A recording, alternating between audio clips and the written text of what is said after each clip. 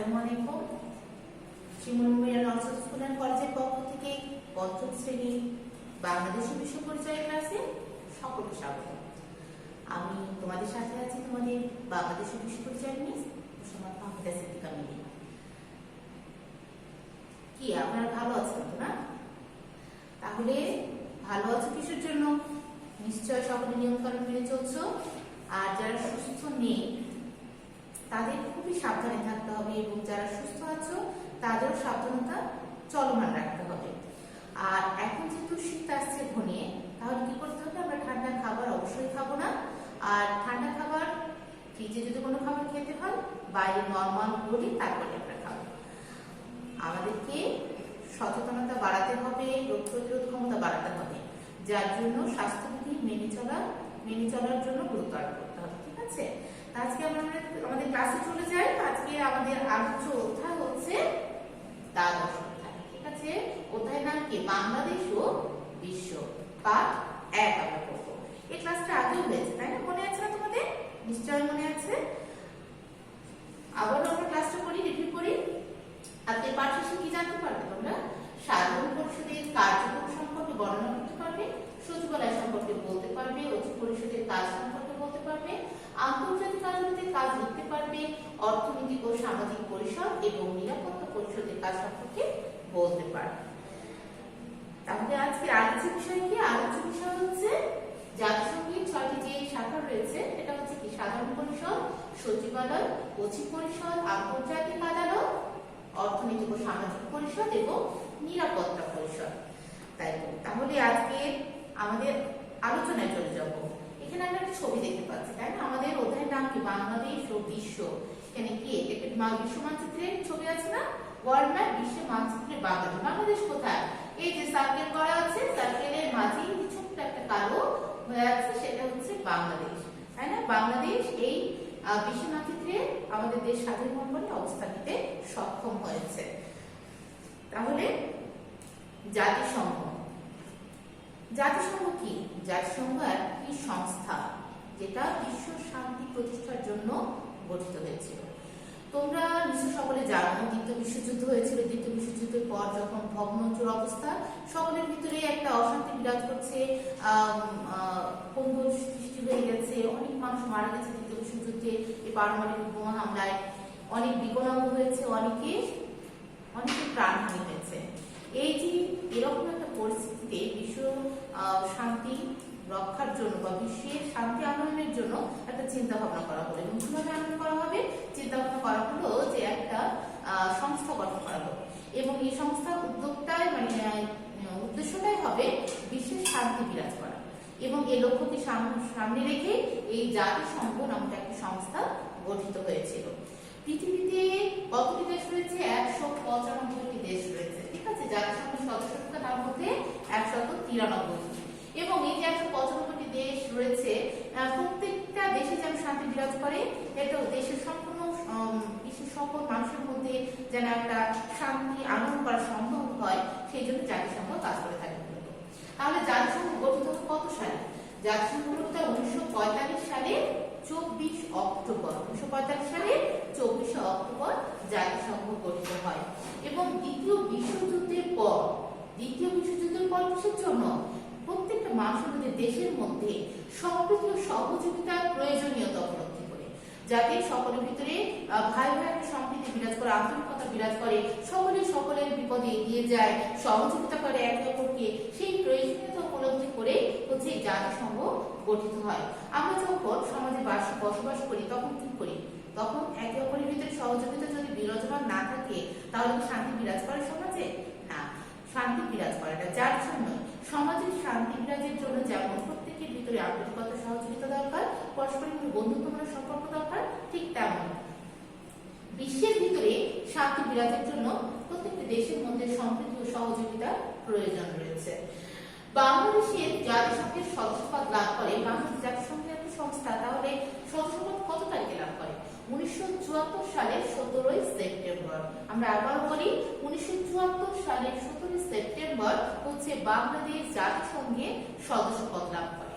তাহলে জাতিসংঘের এই যে সদস্যপদ লাভ করে, এটা কোথায় কার্যক্রম পরিচালিত হয়? তাই এটা সদর দপ্তর থাকতে হবে, সেখানে যেখান থেকে সব জায়গায় পরিচালিত হতে হবে, তাহলে এটার একটা সদর দপ্তর রয়েছে। এবং এই জাতিসংঘের সদর দপ্তর কোথায়? যুক্তরাষ্ট্রের নিউ ইয়র্ক শহরে। যুক্তরাষ্ট্রের নিউ ইয়র্ক শহরে। এখন নিউ ইয়র্ক লিখতে যে তোমরা দেখা যাচ্ছে রেড, এই যে রেডটা আছে উপরে, এই রেড ফলাটাকে কি করো, যেখানে সেখানে লাগিয়ে দাও। বুঝতে পারো না যে কোথায় লাগাতে হবে। কখনো লাগাও রস্যের উপরে, কখনো অন্তঃস্থয়ের উপরে, তাই না? এরকম চিন্তা করো, নিউ ইয়র্ক, ইয়র্কের পরে র আসছে না, যেটার পরে র আসবে সেই অক্ষরটার, সেই বর্ণটার উপরে রেড চিহ্নটা হবে। ঠিক আছে? তাহলে নিউ ইয়র্ক, এখানে কয়ের উপরে রেড আছে, অন্তঃস্থয়ের পরে যেহেতু র এটা উচ্চারণটা আসছে, ধ্বনিটা আসছে, যার জন্য কয়ের উপরে রেড হয়েছে। তাহলে যুক্তরাষ্ট্রের নিউ ইয়র্ক শহরে যেটার সাথে বানান যেন ভুল না হয় সেদিকে অবশ্যই লক্ষ্য রাখতে হবে। জাতিসংঘের লক্ষ্য, জাতিসংঘ তো গঠিত হয়েছে, এখন নিশ্চয় একটা উদ্দেশ্যকে কেন্দ্র করে হচ্ছে গঠিত হয়েছে, কিন্তু লক্ষ্য নির্ধারণ না করলে কি সেই এতে পৌঁছানো যাবে? লক্ষ্য অর্জন করা সম্ভব হবে? তার জন্য কি কি লক্ষ্য সেটা আগে নির্ধারণ করতে হবে। তাহলে জাতিসংঘের লক্ষ্যগুলো কি সেটা আমরা একটু জেনে নিই। বিশ্ব শান্তি প্রতিষ্ঠা, প্রথমত কি? বিশ্বে যে শান্তি প্রতিষ্ঠা করতে হবে, শান্তি আনয়ন করতে হবে, কোন্দল বিরাজ করবে না, মানুষের ভিতরে কোনো সমস্যা দেখা দিলে সে তার সমাধান করতে হবে। এই যে এরকম একটা বিশাল কার্যক্রম, এটা হচ্ছে জাতিসংঘের লক্ষ্য, অর্থাৎ বিশ্ব শান্তি প্রতিষ্ঠা, কিভাবে শান্তি আনয়ন করা যায়। বিভিন্ন জাতি তথা দেশের মধ্যে সম্প্রীতি স্থাপন। এখন বিশ্বের বিভিন্ন ধরনের জাতি রয়েছে না, আমাদের দেশে যদি আমরা চিন্তা করি, আমাদের দেশে হচ্ছে বিভিন্ন ধর্মের মানুষ রয়েছে, মুসলিম রয়েছে, হিন্দু রয়েছে, খ্রিস্ট ধর্মের রয়েছে, বৌদ্ধ ধর্মের মানুষ রয়েছে এবং অনেক নৃগোষ্ঠীও রয়েছে আমাদের দেশে।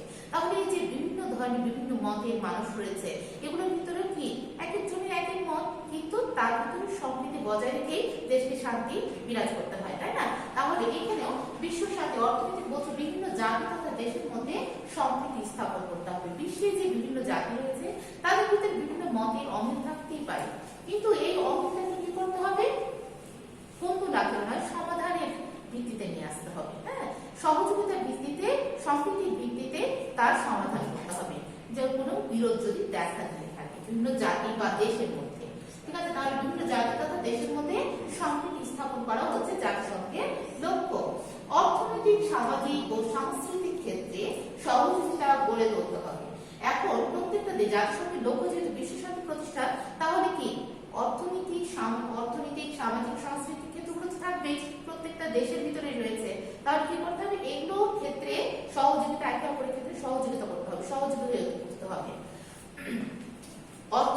অর্থ ছাড়া যেহেতু একটা দেশের উন্নয়ন সম্ভব না, সামাজিক ক্ষেত্রে সহযোগিতা না থাকলে সামাজিক মানসিকভাবে গড়ে ওঠা যায় না, সাংস্কৃতিক ক্ষেত্রেও উন্নয়ন না হলে প্রত্যেকটা দেশের মধ্যে যে সংস্কৃতি বিকাশ হবে সেটা বিকাশ করা সম্ভব হয় না।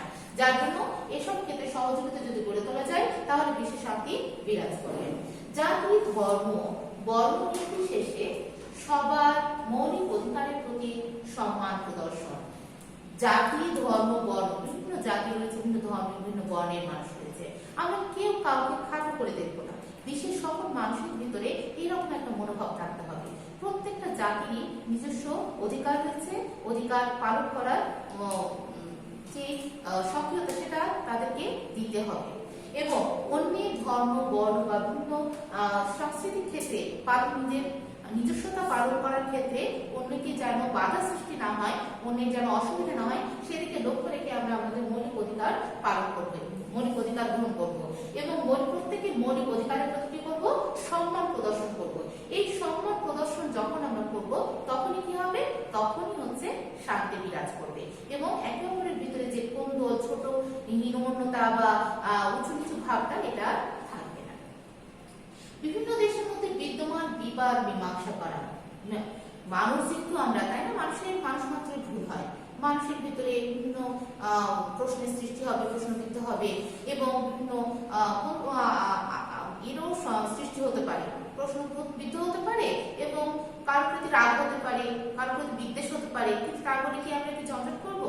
না, এটা করতে হবে। প্রত্যেকটা দেশের এটা মাথায় রাখতে হবে যে শান্তিপূর্ণভাবে এটা সমাধান করতে হবে। তাহলে বিভিন্ন দেশের মধ্যে বিদ্যমান বিবাদ যখন তৈরি হবে তখন এটা শান্তিপূর্ণ মীমাংসা করতে হবে এবং মীমাংসা করার দায়িত্ব বা কর্তব্য হচ্ছে জাতিসংঘের, এটা একটা লক্ষ্য, কাজ।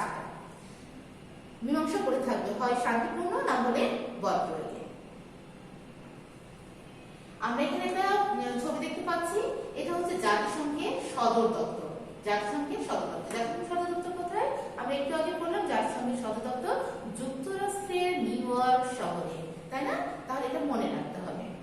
ও আরো একটা বিষয়, এখানে যে যে পতাকাগুলো দেখা যাচ্ছে, জাতিসংঘের সদস্য সংখ্যা কত?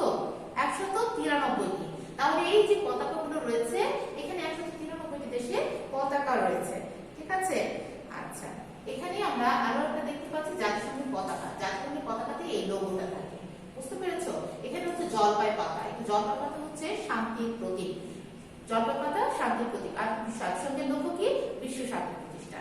তাহলে আমাদের জাতিসংঘের পতাকার সাথে আমাদের মানে জাতিসংঘের যে লক্ষ্য সেটা মিল রয়েছে, তাই না? জাতিসংঘের শাখা কয়টি? জাতিসংঘের শাখা 6টি। আমরা আলোচ্য বিষয়ে দেখেছি প্রধান 6টি শাখা। কি কি শাখা আরো একবার পড়ি আমরা। শাখা হচ্ছে 1 সাধারণ পরিষদ, 2 সচিবালয়, 3 অচিব পরিষদ, 4 আন্তর্জাতিক আদালত, 5 অর্থনৈতিক ও সামাজিক পরিষদ এবং 6 নম্বর কি? নিরাপত্তা পরিষদ। তাহলে জাতিসংঘের এই প্রধান 6টি শাখার মাধ্যমে জাতিসংঘ বিশ্বের শান্তি প্রতিষ্ঠা করার চেষ্টা করে যাচ্ছে। জাতিসংঘ সাধারণ পরিষদ, ইউনাইটেড নেশনস জেনারেল অ্যাসেম্বলি, মানে জেনারেল অ্যাসেম্বলি মানে সাধারণ পরিষদ। আর জাতিসংঘের ইংরেজি কি? জাতিসংঘের ইংরেজি হচ্ছে ইউনাইটেড নেশনস, ঠিক আছে? এই যেখানে একটা আমরা ছবি দেখতে পাচ্ছি কি এটা? তাহলে এটা হচ্ছে সাধারণ পরিষদের কক্ষ। সাধারণ পরিষদে এখানে হচ্ছে সভা হয় এবং বিভিন্ন সিদ্ধান্ত নেওয়া হয়, গুরুত্বপূর্ণ সিদ্ধান্ত নেওয়া হয় জাতিসংঘের সাধারণ পরিষদে। জাতিসংঘের সাধারণ পরিষদে কি কি কাজ করা হয় আমরা একটু দেখি। জাতিসংঘের মহাসচিব, জাতিসংঘের নিরাপত্তা পরিষদের জন্য 10 জন অস্থায়ী সদস্য, আন্তর্জাতিক আদালতের বিচারক নির্বাচন, অর্থনৈতিক ও সামাজিক পরিষদের সদস্য নির্বাচন, অচিব পরিষদের কতিপয় সদস্য নির্বাচন করে থাকে। কোথায়? জাতিসংঘের সাধারণ পরিষদে এই নির্বাচনগুলো হয়ে থাকে। আবারও কি? তাহলে জাতিসংঘের মহাসচিব নির্বাচন করা হয়ে থাকে, তাই না? জাতিসংঘকে এই যে শান্তি প্রত্যেকটা আমাদের দেশে যেমন সরকার রয়েছে, তাই না, প্রধানমন্ত্রী রয়েছে, তাহলে কি তার কেন্দ্র থেকে তা বিভিন্ন দেশে বিভিন্ন জায়গায় কোথায় কি হবে বিভিন্ন শাখার মধ্যে ভাগ করে দিয়ে বিভিন্ন মন্ত্রণালয়ের মাধ্যমে আমাদের কার্যক্রমগুলো পরিচালিত হয়ে থাকে। আমাদের দেশের ক্ষেত্রে এটা, বিশ্বেরও ঠিক এরকমই, যে বিভিন্ন একটা কেন্দ্র থেকে বিভিন্ন জায়গায় ডিস্ট্রিবিউট কাজগুলো বন্টন করে দিয়ে সব ওই লক্ষ্যগুলো নির্ধারণ অর্জন করা হয়ে থাকে। তাহলে জাতিসংঘের মহাসচিব এখানে নির্বাচন করা হয়। জাতিসংঘের নিরাপত্তা পরিষদের জন্য অস্থায়ী সদস্য 10 জন এবং 5 জন স্থায়ী সদস্য রয়েছে। হ্যাঁ, আর জাতিসংঘের নিরাপত্তা পরিষদের অস্থায়ী সদস্য কয়জন? 10 জন, যেটা 2 বছর পর পর চেঞ্জ করা হয়। হ্যাঁ, নির্বাচন করা হয়। আন্তর্জাতিক আদালতের বিচারক নির্বাচন করা হয়। এখানে অর্থনৈতিক সামাজিক পরিষদের যে সদস্যগুলো রয়েছে সেখানে সেটা তাদেরকেও এখানে নির্বাচন করা হয় সাধারণ পরিষদে। এবং অচিব পরিষদ যেটা কাজ নির্ভর বিচারে বর্তমানে, সেই পরিষদেরও এখানে কিছু কতিপয় সদস্য নির্বাচন করা হয়ে থাকে। বিভিন্ন সদস্য শাখার নির্বাচন করা হয়ে থাকে। বিভিন্ন সদস্য দেশগুলো রয়েছে সেগুলো শাখারও নির্বাচন করা হয়ে থাকে। বিশ্বের বিভিন্ন রাষ্ট্রের মধ্যে পারস্পরিক সম্প্রীতি ও বন্ধুত্বপূর্ণ সম্পর্ক বজায় রাখার লক্ষ্যে গুরুত্বপূর্ণ ভূমিকা পালন করে থাকে। তাহলে গুরুত্বপূর্ণ আমাদের আমরা জেনেছি হচ্ছে জাতিসংঘের লক্ষ্য হচ্ছে বিশ্ব শান্তি প্রতিষ্ঠা। এবং তাহলে কি বিশ্বের বিভিন্ন রাষ্ট্রের মধ্যে পারস্পরিক সম্প্রীতি মানে পরস্পরের ভিতরে যে সম্প্রীতি রয়েছে, সহযোগিতা রয়েছে এবং বন্ধুত্বমূলক সম্পর্ক বজায় রাখার দায়িত্বটা কে পালন করে থাকে? এই সাধারণ পরিষদ পালন করে থাকে। পারস্পরিক সম্প্রীতি এবং বন্ধুত্বপূর্ণ সম্পর্ক ছিন্ন হলে, ওই যে বললাম মানুষ তো, তাই না, মানুষের ভিতরে বিরোধ, হিংসা, বিদ্বেষ এগুলো লেগেই থাকে। তাহলে যখন এই সম্পর্কটা ছিন্ন হয়ে যায়, সম্প্রীতি বন্ধুত্বমূলক সম্পর্ক, তখন সংস্থাটি শান্তিপূর্ণ সহাবস্থানের মাধ্যমে মীমাংসা করার চেষ্টা করে। তখন কি এই সাধারণ পরিষদ যাদের ভিতরে সমস্যার সৃষ্টি হয়েছে তাদের ভিতরে শান্তিপূর্ণ সহাবস্থান একসাথে বসার মাধ্যমে মীমাংসা করার চেষ্টা করা হয়ে থাকে। বিশ্বের বিভিন্ন সমস্যা নিয়ে আলোচনা করা হয়। বিশ্বে তো বিভিন্ন, একটা দেশে কত সমস্যা থাকে, তাই না? তার বিশ্বের না জানে আরো কত সমস্যা। আর এই যে বিভিন্ন বিশ্বের বিভিন্ন সমস্যাগুলো নিয়ে এখানে আলোচনা করা কোথায়? সাধারণ পরিষদে। বছরে এই পরিষদে, সাধারণ পরিষদে একবার অধিবেশন হয়। কয়বার অধিবেশন বসে? একবার অধিবেশন বসে। আর কয়জন সভাপতি নির্বাচন করা হয়? একজন সভাপতি নির্বাচন করা হয়। বাংলাদেশের হুমায়ুন রশিদ চৌধুরী, বাংলাদেশের কে? হুমায়ুন রশিদ চৌধুরী। এখানে নামটা একটু খেয়াল করো যে হুমায়ুন হয় রস্য আছে আবার অন্তঃস্থলে রস্য আছে, মানে দুইটাতেই রস্য আছে, লেখার ক্ষেত্রে এটা ভুল হয়ে যায়। তাহলে বাংলাদেশের হুমায়ুন রশিদ চৌধুরী 1986 সালে জাতিসংঘের সাধারণ পরিষদের সভাপতির দায়িত্ব পালন করেন। জাতিসংঘের সাধারণ পরিষদের সভাপতির দায়িত্ব পালন করেন।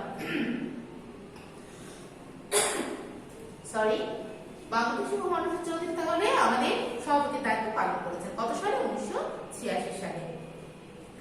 সচিবালয়, জাতিসংঘের সকল প্রশাসনিক কাজ পরিচালনার দায়িত্ব জাতিসংঘ সচিবালয়। তাহলে প্রশাসনিক কাজ, প্রত্যেকটা প্রতিষ্ঠানের প্রশাসনিক কিছু কাজ থাকে এবং এই প্রশাসনিক কাজগুলো পরিচালনার দায়িত্ব কোন সংস্থা পালন করে থাকে, কোন শাখা? এই সচিবালয় হচ্ছে পালন করে থাকে। জাতিসংঘের বর্তমান মহাসচিব কে? Antonio Guterres. উনি হচ্ছেন কততম? নবমতম। কততম? নবম। হ্যাঁ, উনি হচ্ছেন নবম হচ্ছে জাতিসংঘের মহাসচিব এবং তিনি কোথাকার নাগরিক? পর্তুগালের নাগরিক। কোথাকার নাগরিক? পর্তুগালের নাগরিক। জাতিসংঘের যে মহাসচিব নিয়োগ করা হয় তিনি তো সারা বছর সবসময় থেকে যান না, তাই না? তার নির্দিষ্ট একটা মেয়াদ আছে। তাহলে তার মেয়াদ কত বছর? তার মেয়াদ হচ্ছে 5 বছর। জাতিসংঘের মহাসচিবের মেয়াদ 5 বছর। 5 বছর পরে আবার নির্বাচন করা হয়। নির্বাচনের পরে তিনি যদি আবার মনোনীত হন তাহলে আবারও তিনি মহাসচিব নির্বাচিত হয় বা তিনি দায়িত্ব পালন করেন মহাসচিব হিসেবে। জাতিসংঘের অচি পরিষদের কক্ষ, এই যে এখানে আরেকটা কক্ষ দেখছি, এটা হচ্ছে অচি পরিষদের কক্ষ। এখানে অচি পরিষদ যেসব আলোচনাগুলো হয়েছে হয় সেখানে এই সভাতে আলোচনা হয়। অচি পরিষদের কাজ অচিভুক্ত এলাকা সমূহের তত্ত্বাবধান করা। অচিভুক্ত এলাকা সমূহ যেসব দেশগুলো অনুন্নত, উন্নয়নের দ্বারপ্রান্তে পৌঁছাতে হবে, যেগুলোতে হিংসা মারামারি কোন্দল লেগে আছে, যুদ্ধ লেগে আছে, যুদ্ধ অবস্থা রয়েছে, তাদেরকে শান্তি অর্জন করতে হবে, জীবনযাত্রার মান উন্নয়ন করতে হবে, এইসব দেশগুলো, হ্যাঁ, এইসব দেশগুলোর কাজগুলো হচ্ছে অচি পরিষদের, এই উন্নয়ন করা হচ্ছে অচি পরিষদের কাজ। উপনিবেশিক আমলে এর কাজ বেশি ছিল। মানে উপনিবেশিক আমলে কি ছিল? উপনিবেশিক আমলে স্বাধীন দেশ ছিল না এবং এক দেশ আরেক দেশকে শাসন করত, তখন এইসব দেশগুলোকে উন্নয়নের পথে ধাবিত করার কাজ ছিল হচ্ছে অচি পরিষদের কাজ। যেহেতু বর্তমানে এইসব দেশের সংখ্যা, উপনিবেশের সংখ্যা কমে গেছে, হ্যাঁ, বর্তমানে নেই বললেই চলে, তাহলে এই সব দেশগুলোর কাজগুলো এই জন্য বর্তমানে নাই হয়ে গেছে। হ্যাঁ, তারপরেও কিছু কিছু ক্ষেত্রে অচি পরিষদের কাজ এখনো রয়েছে। আন্তর্জাতিক আদালত, আন্তর্জাতিক আদালত না, আদালতেই তো বিচার হবে। কোনো কিছুর মারামারি হিংসা বিদ্বেষ সমাধান করতে হবে কোথায়? আলোচনা মীমাংসার মাধ্যমে, সহাবস্থানের মাধ্যমে যদি এটা সমাধান না হয় তাহলে আন্তর্জাতিক আদালতে এটা পৌঁছাতে হবে, তাই না? এবং আন্তর্জাতিক আদালত সেটা রায় দিয়ে থাকে। আন্তর্জাতিক আদালতের সদর দপ্তর নেদারল্যান্ডের হেগ শহর। নেদারল্যান্ডের হেগ শহর। এই যে এটা হচ্ছে আন্তর্জাতিক আদালত, ঠিক আছে? আন্তর্জাতিক আদালতে এইসব বিভিন্ন মীমাংসার এখানে রায় দেওয়া হয়। সদস্য রাষ্ট্রগুলোর মধ্যে সীমানা সহ 193টি সদস্য রাষ্ট্র, তাই না? কতটি? 193টি। তাহলে 193টি সদস্য রাষ্ট্রগুলোর মধ্যে সীমানা সহ দেশের অন্য যে কোনো বিরোধ মীমাংসা করে থাকে। তাহলে সীমানা ছাড়াও আরো যেসব বিরোধ রয়েছে বিভিন্ন দেশের মধ্যে হয়ে থাকে, তাদের এই বিরোধের মীমাংসা করে থাকে কে? আন্তর্জাতিক আদালত। আন্তর্জাতিক আদালত মিয়ানমারের সাথে বাংলাদেশের সমুদ্র সীমানা সংক্রান্ত একটি বিরোধের রায় দেয়। কত সালে? 2012 সালে। কত সালে? তাহলে 2012 সালে। কি সংক্রান্ত বলেছে? সমুদ্র সীমানা সংক্রান্ত। এবং কার কার সাথে এই বিরোধ দেখা দিয়েছিল? মিয়ানমারের সাথে বাংলাদেশের। কত সালে রায় দেয়? 2012 সালে। কার পক্ষে রায় দেয়? বাংলাদেশের পক্ষে রায় দেয়। তাহলে আমরা আরো একবার বলি, আন্তর্জাতিক আদালত মিয়ানমারের সাথে বাংলাদেশের সমুদ্র সীমানা সংক্রান্ত একটি বিরোধের রায় দেয় 2012 সালে বাংলাদেশের পক্ষে। অর্থনৈতিক ও সামাজিক পরিষেবা, বিশ্বের বিভিন্ন দেশের মানুষের জীবনযাত্রার মান উন্নয়ন করা। অর্থনৈতিক ও সামাজিক ব্যাপার রয়েছে, অর্থনৈতিক ব্যাপার রয়েছে। এখানে অর্থনৈতিক ও সামাজিক ব্যাপারগুলো দেখা হয় যেসব দেশগুলোতে দেখা যাচ্ছে অনুন্নত অর্থনৈতিক সমস্যা রয়েছে, বেকার সমস্যা রয়েছে, দারিদ্রতা রয়েছে, সেসব দেশগুলোতে উন্নয়ন করা হচ্ছে অর্থনৈতিক ও সামাজিক পরিষদের কাজ। তাহলে কি বলছে? বিশ্বের বিভিন্ন দেশের মানুষের মধ্যে জীবনযাত্রার মান উন্নয়ন করতে হবে এবং জীবনযাত্রার মান উন্নয়ন করার জন্য যা যা দরকার সেই পদক্ষেপগুলো এই অর্থনৈতিক সামাজিক পরিষদ নিয়ে থাকে। বিশ্বের বিভিন্ন দেশে সামাজিক ও অর্থনৈতিক উন্নয়নে বিভিন্ন কার্যক্রম পরিচালনা করে থাকে। এই যে সমাধান করার জন্য জীবনযাত্রার মান উন্নয়নের জন্য কি করে থাকে, বিভিন্ন কার্যক্রম পরিচালনা করে থাকে। বেকার সমস্যার সমাধান করে। বেকার সমস্যা থেকে গুরুত্বপূর্ণ সমস্যা, প্রত্যেকটা দেশে না, উন্নয়নশীল দেশগুলোতে এটা লেগেই থাকে। তাহলে এই বেকার সমস্যার সমাধান করতে হবে এবং সমাধান করে অর্থনৈতিক সামাজিক পরিষদ একটা গুরুত্বপূর্ণ দায়িত্ব পালন করে থাকে। নিরক্ষরতা ও দারিদ্রতা দূরীকরণ। নিরক্ষরতা দূর করতে হবে। অক্ষর জ্ঞানী মানুষ হচ্ছে কি, অক্ষর জ্ঞানী মানুষ কোনো কিছু বোঝে না, সমস্যা কি সেটা বুঝতে পারে না, আর সমস্যা না বুঝলে তো সমাধান করা যায় না। যার জন্য আমি আমার সমস্যা বুঝতে হলে আমাকে শিক্ষিত হতে হবে। তাহলে নিরক্ষরতা দূরীকরণ করতে হবে, কারণ অক্ষর জ্ঞান সম্পন্ন হতে হবে।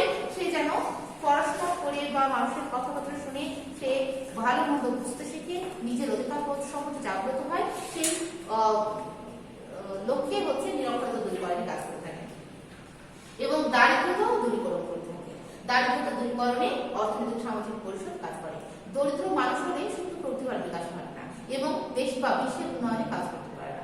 তাহলে বিশ্বের একটা জাতি যদি দারিদ্রতার মধ্যে নিমজ্জিত থাকে এবং তাদের নিরক্ষরতার আধিক্য থাকে, তাহলে কি হবে, দেশের উন্নয়ন সম্ভব না, বিশ্বের উন্নয়নও থেমে যাবে।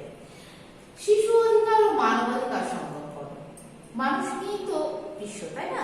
তাহলে শিশুদের অধিকার সংরক্ষণ করতে হবে এবং মানুষের যে অধিকার সেটা সংরক্ষণ করার দায়িত্ব হচ্ছে অর্থনৈতিক ও সামাজিক পরিষদের কাজ। জাতিসংঘ নিরাপত্তা পরিষদ। United Nations security council. Security council মানে কি, নিরাপত্তা পরিষদ। এই যে এখানে আমরা আরো একটা ছবি দেখতে পাচ্ছি। এই পরিষদে কি নিরাপত্তা বিষয়ক কার্যক্রম নিয়ে হচ্ছে আলোচনা হয়ে থাকে। এই জায়গাটা সুন্দর না জায়গাটা? নিরাপত্তা পরিষদের কি কি কাজ হবে একটু আমরা দেখি। নিরাপত্তা পরিষদ সম্পর্কে বিশ্বের শান্তি ও নিরাপত্তা রক্ষার দায়িত্ব নিরাপত্তা পরিষদের। তাহলে বিশ্বের শান্তি আমরা শুনেছি, বললাম একটু আগে যে জাতিসংঘের লক্ষ্য হচ্ছে বিশ্বের শান্তি রক্ষা করা। তাহলে এই বিশ্বের শান্তি ও নিরাপত্তা রক্ষার দায়িত্ব কার? নিরাপত্তা পরিষদের। এবং নিরাপত্তা পরিষদ এই লক্ষ্যে অনেক কাজ করে থাকে বিশ্বে। জাতিসংঘের নিরাপত্তা পরিষদের স্থায়ী সদস্য রাষ্ট্র হলো 5টি। স্থায়ী সদস্য রাষ্ট্র 5টি। এগুলো কি কি? এগুলো হচ্ছে যুক্তরাজ্য, যুক্তরাষ্ট্র, রাশিয়া, ফ্রান্স ও গণচীন। আরো একবার বলি, যুক্তরাজ্য যেটা হচ্ছে ঔপনিবেশিক আমলে হচ্ছে তারা সব জায়গায় উপনিবেশ স্থাপন করেছিল। যুক্তরাজ্য, যুক্তরাষ্ট্র, রাশিয়া, ফ্রান্স ও গণচীন। তাহলে গণচীনটা কি এশিয়া মহাদেশের একটা দেশ, তাই তো? আচ্ছা, বাংলাদেশ 2 বার নিরাপত্তা পরিষদের অস্থায়ী সদস্য হিসেবে দায়িত্ব পালন করেছে। তাহলে বাংলাদেশ কয়বার নিরাপত্তা পরিষদের অস্থায়ী সদস্য হিসেবে দায়িত্ব পালন করেছে? 2 বার। এগুলো আমাদের মনে রাখতে হবে, ঠিক আছে? তাহলে নিরাপত্তা পরিষদের অস্থায়ী সদস্য হিসেবেও বাংলাদেশ দায়িত্ব পালন করছে, আমাদের জন্য একটা গৌরবের বিষয়। বাংলাদেশের সশস্ত্র পুলিশ বাহিনী পৃথিবীর বিভিন্ন দেশে জাতিসংঘ শান্তি রক্ষার কাজে নিয়োজিত। জাতিসংঘের নিরাপত্তা পরিষদের কোনো সামরিক বাহিনী নেই। এরা বিভিন্ন দেশের সামরিক বাহিনীকে নিয়ে বিভিন্ন অঞ্চলে শান্তি প্রতিষ্ঠার কাজে নিয়োজিত করে। এবং বাংলাদেশের সশস্ত্র পুলিশ বাহিনী পৃথিবীর বিভিন্ন দেশে জাতিসংঘ শান্তি রক্ষার কাজে নিয়োজিত রয়েছে এবং অনেকে প্রাণও দিয়েছে এই শান্তি রক্ষার কাজে নিয়োজিত থেকে। আচ্ছা, তাহলে আমাদের পার্ট 1 তো শেষ হলো, তাই না? একটু প্রশ্ন করি, প্রশ্ন উত্তর বলতে পারবে না তোমরা? খুব মনোযোগের সাথে প্রশ্নের উত্তর দেওয়ার চেষ্টা করবে এবং নিজে মুখে বলবে, ঠিক আছে? আমি শুনতে পাবো না, কিন্তু তোমরা যেন বলো, তোমরা যেন তোমাদের প্রশ্নটা শুনতে পাও, এটাই তো আমার বললাম। আচ্ছা, কোনটি উপলব্ধি করে জাতিসংঘ গঠিত হয়? কোনটি উপলব্ধি করে?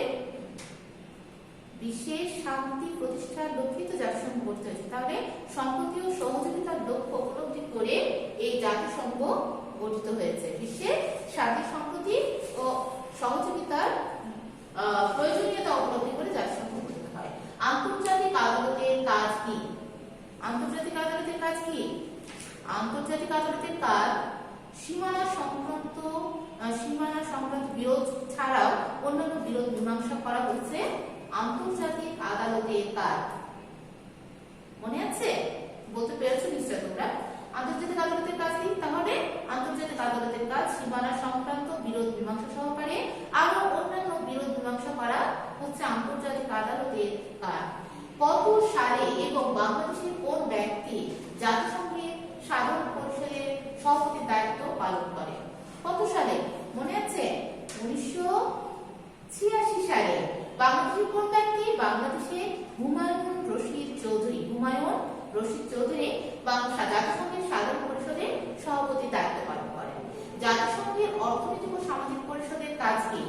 জাতিসংঘের অর্থনৈতিক ও সামাজিক পরিষদের কাজ অনেকগুলো, তার ভিতরে একটি গুরুত্বপূর্ণ অর্থনৈতিক সামাজিক পরিষদের কাজ দারিদ্রতা এবং জীবনযাত্রার মান উন্নয়নের কাজ করা, নিরক্ষরতা দূরীকরণ ইত্যাদি বিভিন্ন কাজ হচ্ছে অর্থনৈতিক সামাজিক পরিষদ করে থাকে।